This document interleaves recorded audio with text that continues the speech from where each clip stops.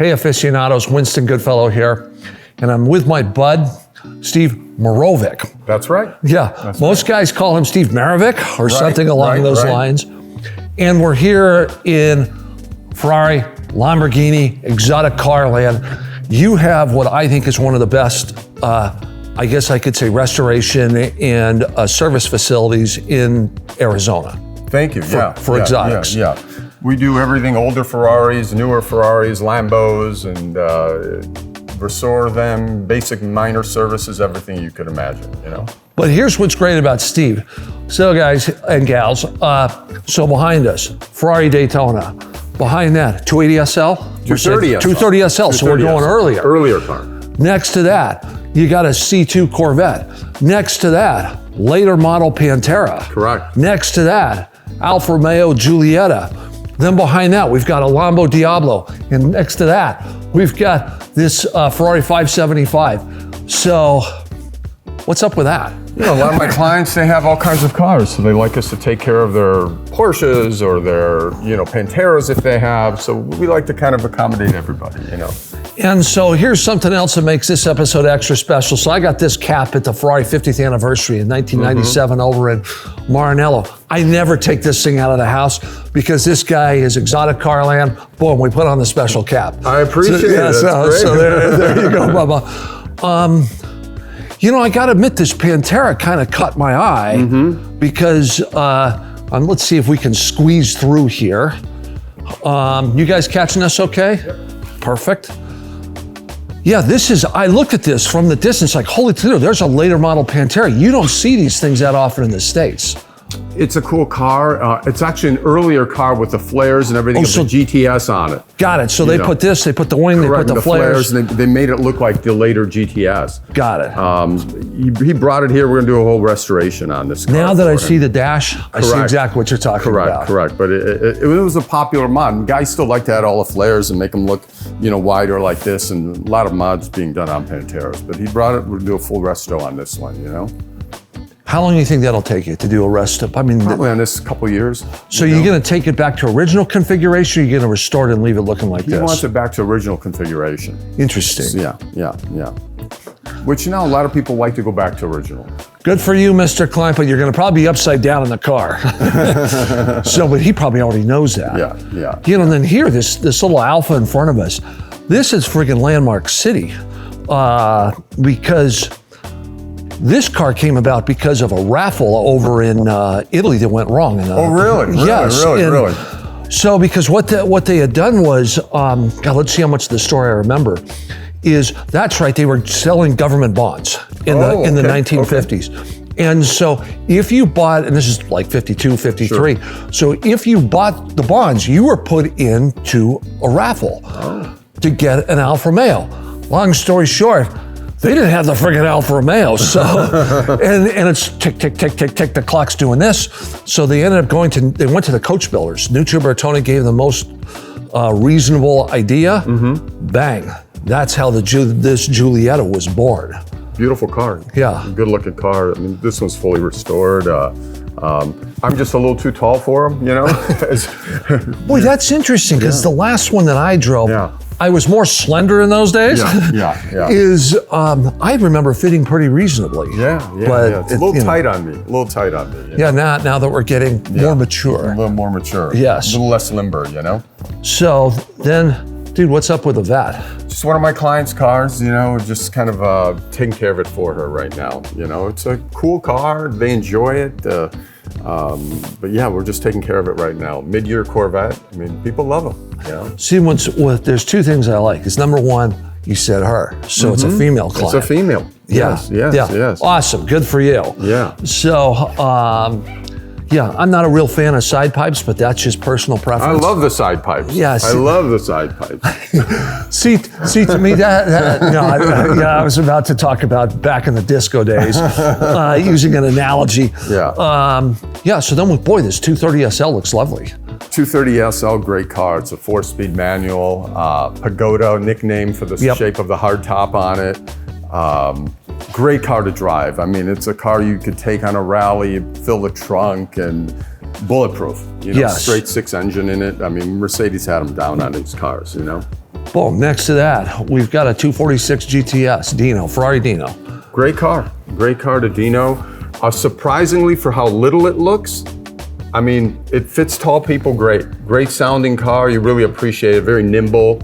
And what's awesome about these is, first of all, you've got the air intake right here. Right. So man, when you put your foot down, right, you hear that air sucking into the cars. Absolutely. And I find the GTS is more comfortable for taller people than the GT. Dude, it doesn't have a top. I know. Yeah, degree in rocket science not needed. You get a little more seat room in the back.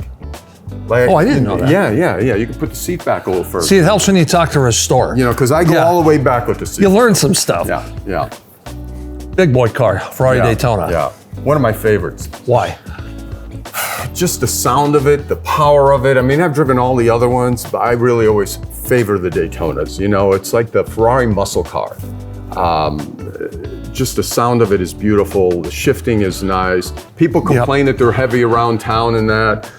I feel it's not any heavier than this Corvette without power steering, you know? And I also think it depends car to car. Yeah. Because some of them are lighter. They're, you know, because remember in the old days where you had when you shifted into second, particularly when it was cold? Right. So you had to do the first to third shift? Right. But that wasn't on every car. Right. And I find where we are in our climate here, less problematic than in a colder climate. Yeah. You know, if you're in a warm climate, I mean, you know, it's 110 here in the summer, the thing's already warm, you know?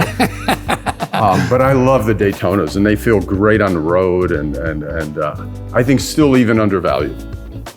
Yes, because we were talking, this is when Steve and I were walking the shop earlier, just kind of shooting the stuff. We were talking, for us, this is crazy. Yeah. Is the fact that Dino is worth more than the Daytona. Right. I mean, that makes no sense. It makes no sense to me. I mean, so why doesn't that make sense to you? I mean, this was the flagship for the Ferrari for that year. You know, the Dino, as you remember in the 80s, they were 18, 19,000. I was turning them down. And what's interesting, back in the day then, it wasn't a Ferrari if it didn't have a V12. You remember that whole thing? Even the 308s, it was just like, that's not a Ferrari, it doesn't have a V12. One of the most beautiful Ferraris, the Daytona, I would say, and one of the best to drive. It fits us well. It shifts well. The sound is intoxicating. I mean, you want to always keep your foot in it. Oh yeah, because it's like you've got that, you know, drone of bees coming behind you. Yeah. Do a couple mods to it, you could make it sound even a little better, you know. Yeah. But great car. And also, back in the day, late 60s to 74, when this was in production, 69 to 74, it was like this, a Mira, a Griffo 7-liter, and Monteverdi High, maybe Monteverdi Berlinetta, were the ones that were duking it out for the world's fastest car. Right. They were all that little bit over 170. Right. It was a fast car for back in the day.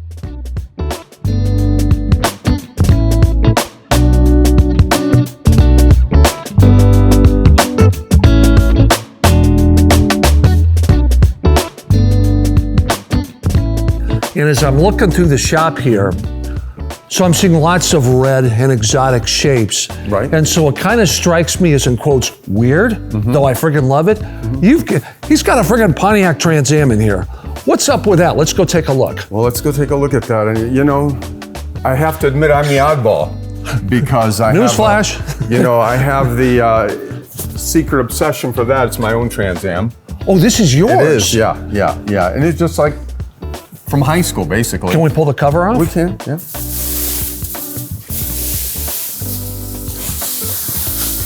Yeah, because it's funny, the first thing I'm looking at is the air intake to see if you've got the 455 SD on there. So not a Super Duty. This is the first year of this body style. Cool. And this is 1970. 1970. And Lucerne Blue, is that this color? Lucerne Blue. This was an original Arizona car, 4-speed, air conditioning, sold new at Sun Pontiac in Mesa. And even though I do the foreign cars, you know, this is what I had in high school. So I still love these cars. So is it really the high school memories that pull you to this? It is, the high school memories, definitely. How does this thing drive to you today? It drives real nice. I had myself and a few friends, we did a muscle car rally last fall. And we went around the state, did Route 66, and it drove really nice. It was a really great drive.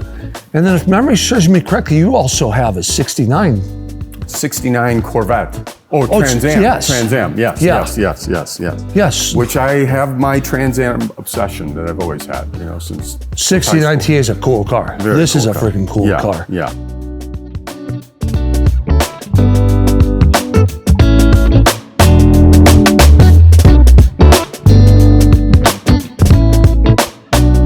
That's actually a 365. Very cool car. Great colors on this too. Great color combo.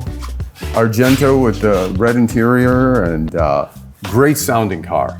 So this particular Ferrari was a bit of a departure for Ferrari, because typically Ferraris is when we're looking at the Daytona and even the 575 and the Dinos and 308s and stuff, they're very curvaceous. This was quite angular. Quite angular and replaced a 365 GT-C4. Yes. Basically, it's the same chassis and everything, very similar interior, except the body's different on it. It was a newer style. Great sounding car if you've ever looked at it, Winston. If you wanted to take a peek inside, side draft carburetors on it, V12. But these, how much of a headache are these mothers to tune? They're a headache, but once you get them tuned, they stay really well. As long as they don't get messed with and people actually drive the cars and they don't leave them sitting in old fuel, contaminates everything, Yep. And once they're tuned, they'll run great for a long time. Like I said, they like to be driven. They don't like to sit. Well, that's with, so Steve's in our camp. For all you guys that are Odometer House of Worship fans out there, it's the stupidest thing you can do. Why? Death of a car is to let it sit. Yeah. You fix them more from sitting than from driving. So, yeah. I like it. Very cool car, And this car handles really well. Oh, God. I got stranded in one of these things one time years ago. Oh, really? A bud had one. Yeah. And so right next to it, we're looking at 512 Boxer, I'm assuming. 512 Boxer. Injected or no? It's injected, yeah. Last year, 84. Oh, that's nice. Very nice car. Great colors combo, Great too. combo, solid red. We just finished a major service on this one. I still think undervalued car. So, because what's this, 250 maybe? This is a really nice one. I'd probably bring a lot more than that, but generally average ones, they're in that price 2 range, to 250, it doesn't make sense, because and there's nothing like a flat 12 engine. No, they sound great. So flat 12, it's like this. Cylinders are going like this rather than a V like that. Correct. It's just great sounding car. And, Oh, and they were European only models. and the thing is, what I love about the flat 12, it's so smooth. It's like pouring a glass. It's like Very pouring smooth. water from one glass to another. Very smooth. Very smooth. So, and then behind it we have sort of a Sonny Crockett. Basically, this a white TR. This replaced this. Yes. So this was a Testarossa, which became federalized to the United States. Yep. And it was the first road legal Ferrari V12 or flat 12. After the Daytona. Yes. And they made them a lot more livable, I guess you could say, by putting the radiators behind the drivers as opposed to running the coolant lines through the car. Yep. People complained about the heat in them, and as you know, when this came out, especially in the white, that was iconic Miami Vice. Yes. And I remember when they came out, it was like a spaceship. Oh yeah. And then what was funny was the way everyone started doing the grates along the Everybody side. set up. Lamborghini started doing it, and Right. then because if you look at the 25th Anniversario Absolutely. and such. Absolutely. And then you would get the modifiers that would do it. modifiers and they were could, like doing it. Koenig, and they'd The exaggerate. Gambalas and all of them. Yeah, Yes. it was a big styling thing, and it was very iconic. So and then we've got another red TR, right? Another red TR. Yep. Yeah. Yeah, and then boom, here was basically a direct competitor. After Lamborghini switched from the Countach, they went to the Diablo. They went to the Diablo, which is a much easier car to drive, better air conditioning, and did everything better. But to me personally, the Countach is the poster car, the original poster car. I always say that. Is one of these easier to service or restore than the other? Oh, the Ferrari for sure. Why? Just the accessibility, on this one you drop the engine out with the subframe in the back is much easier than pulling a Lambo engine out. If you ever seen what it takes, it's a lot more involved, And there are certain things you could do to this. You could replace the clutch with the engine in the car. This one, to replace the clutch, it's an engine out. So what's the cost of something like that? Winston, it can cost anywhere from $15,000 to $35,000, depending what you do. There's a lot of things you do while it's out. Yep. You know, it varies, you know, especially these with the clutches, and prices have been going up on the parts for these as well. Yeah, but I would say this is easier to service for sure. And so what's, if we're doing that on this, what's, is it in the same ballpark? Is it less? Is it? What, the major service cost? About 15K, 12 to 15. And it depends where you are in the queue at major service. You know, sometimes you might need while it's out, you inspect the clutch. If it needs a clutch, it adds cost. And a lot of the cars now that you're running into is people have done the major services, but none of the coolant lines have been replaced. None of the fuel lines have ever been replaced. So you're doing a lot of things while you're in there kind of stuff, you know? It's, and as if I have to tell you this, one of the real tragedies that we always talked about back in the days, you did not want a car with deferred maintenance. Correct. Meaning somebody could afford the price of admission, but they couldn't afford the price of upkeep. Yeah. And that's something to... And you see some of that as well, you know? Because some of them, you know, they were at a low for a while and now they've been all going up. So, you know, people buy them now and it's worth it to put the money into them, you know? So there's a lot of deferred maintenance cars we get, unfortunately.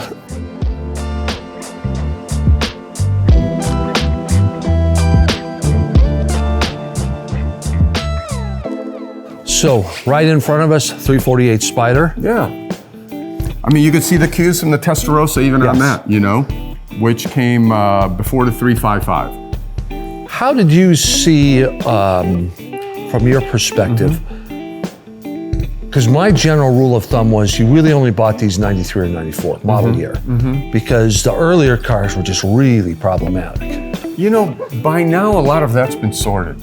Okay, you know, that makes sense. You know, a lot of so back in the day, that was legit. Yeah, I mean, I don't come across any of those issues anymore. A lot of it's been sorted out already. Early, like every Ferrari that comes out these days, a lot of times you hear all the recalls. It's a potential fire hazard. It's just people want the first year car, but it always has the first year problems, I think. Yep. And so then, speaking of Countaches, looking at the flares. This is one that we're restoring. There's one that we've done over there. Yeah, and so this is a 5000S. Yeah, so before the 4-valve. Before the 4-valve, 2-valve 5000S, which came after the 400S. And we're doing some things on it, putting back the European bumpers on it, and giving it the European look because it was federalized. Oh, interesting. Okay, that makes sense. This is always in the running for the best all-around Ferrari ever made. I agree. It's one of the best cars you want to actually get in and drive. Easiest to drive. The visibility is great out of the car. Guys love to take these on rallies. Yes. You could shift it with 2 fingers. I mean, super. I mean, they made this to be a driver's car. So this they didn't race them. Yes. You know, they weren't track cars, so they were made to be a driver's car. And this was something realistically back in the day, and theoretically even today, but back in the day, this could have been your only car. Because it did everything well. It handled traffic. It was great AC. I mean, if you had the AC, it works really well. We did that one. It was blowing 32 degrees the other day. So I mean, so it'd be a great driver's car. A lot of guys do rally those. So And so then in front, we're looking at the Magnum PI Special. 308 GTS. Late 70s on this car? Yeah, 79. Yep.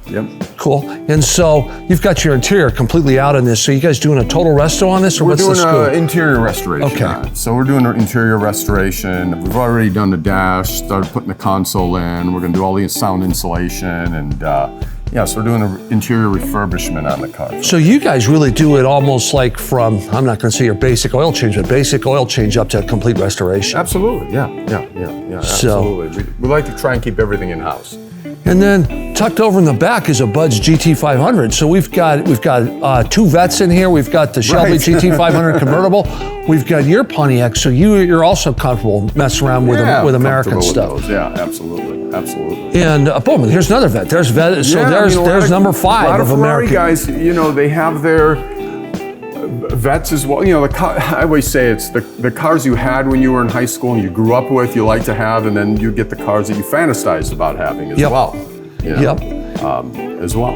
And so here's something we're going to be doing a deeper dive into in another episode, but we've got the 4 308s here. And let me see if I'm remembering. So this is a European 4-valve, meaning late, so it's a 1985 308 GTS, and this is when they went to 4 valves per cylinder. Correct. To make up for the horsepower that had been lost through all the smogging and other stuff that was going on. Correct. And this was this one and that one was the last year for that was the 85 308 quattro valve. This is the European version, and that's the US version of it right there. Cool.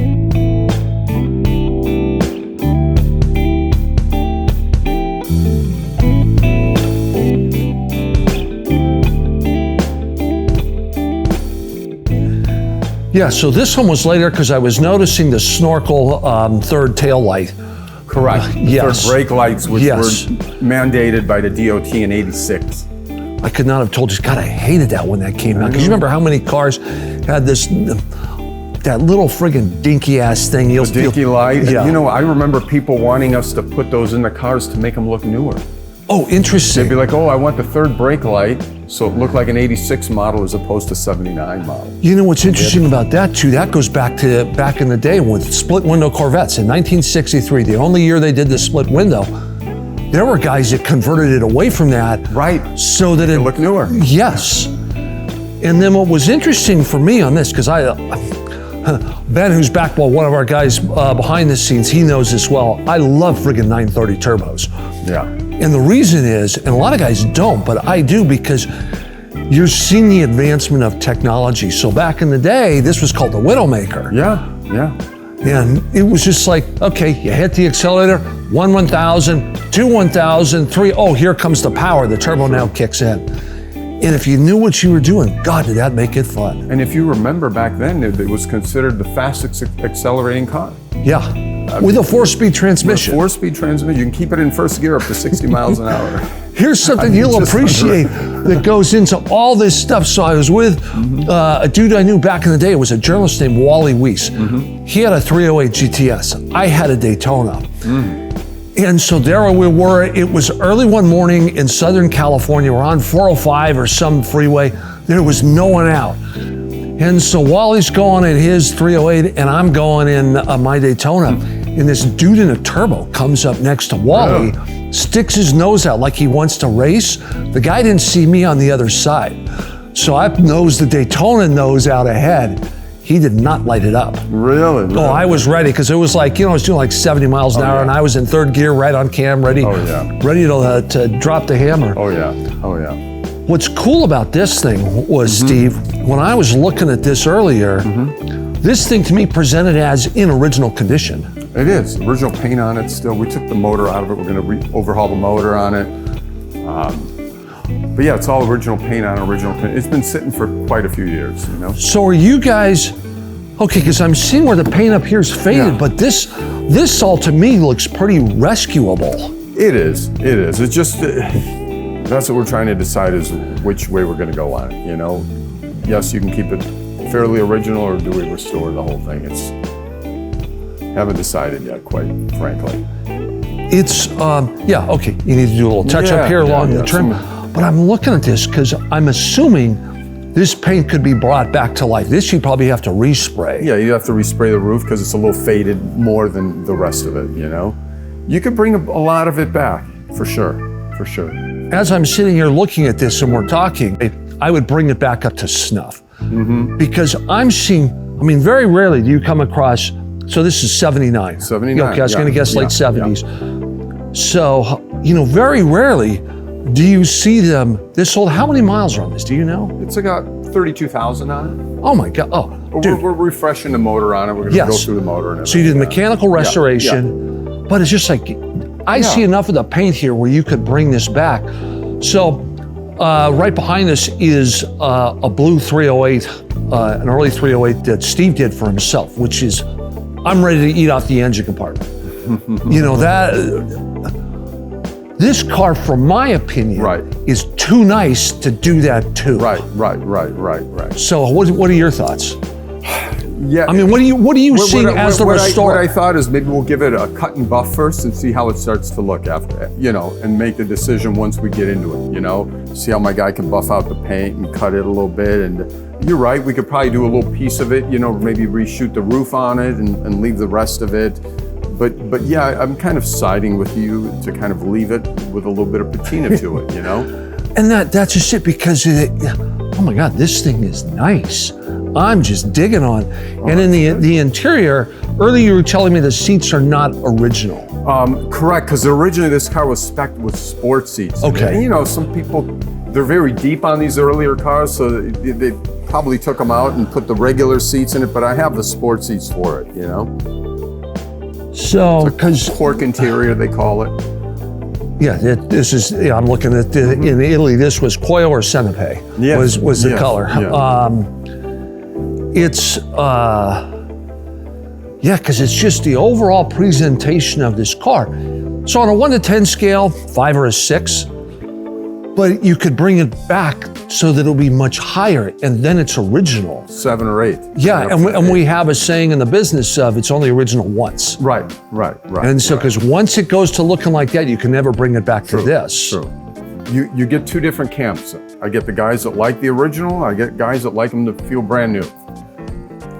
But theoretically, you could bring this car up to I could probably bring this snuff pretty close, yeah. and have it feel brand new. Yeah, Because if you go mechanically through it, Sure, absolutely. but just only touch up the cosmetics. Okay, Mr. Owner of this car, there's my 2 cents worth. Right.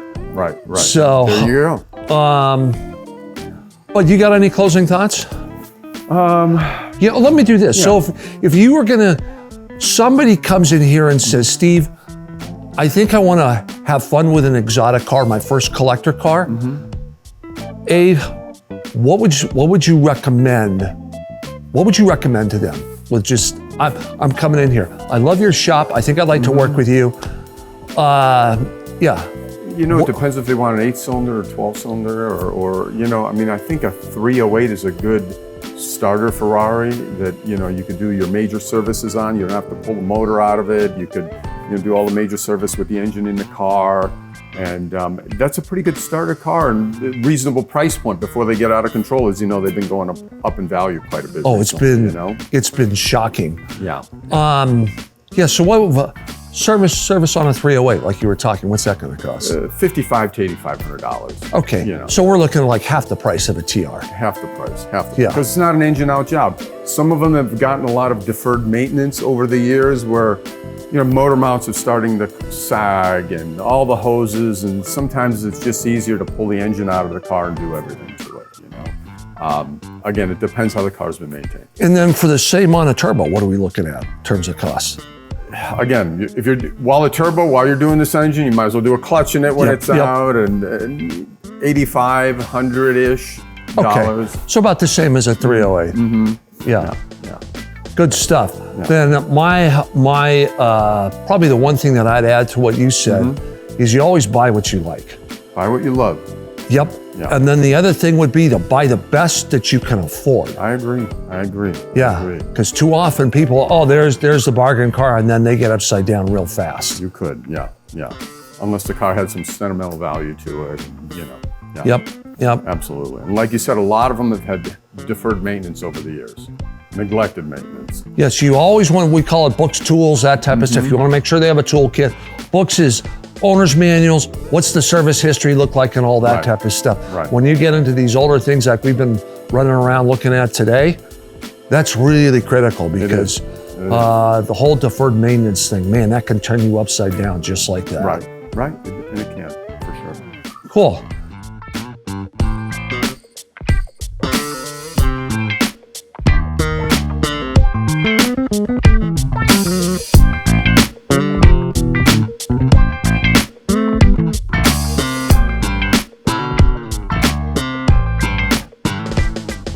So Steve, as we get ready to wrap up here, I thought we'd come on back over to Ferrari Central, because we were over by the 930s a little bit earlier, and you've got some other Porsches in here. I'm seeing an older 911 up on a rack, and what was that, a C2 or something that was next to the C2 cab.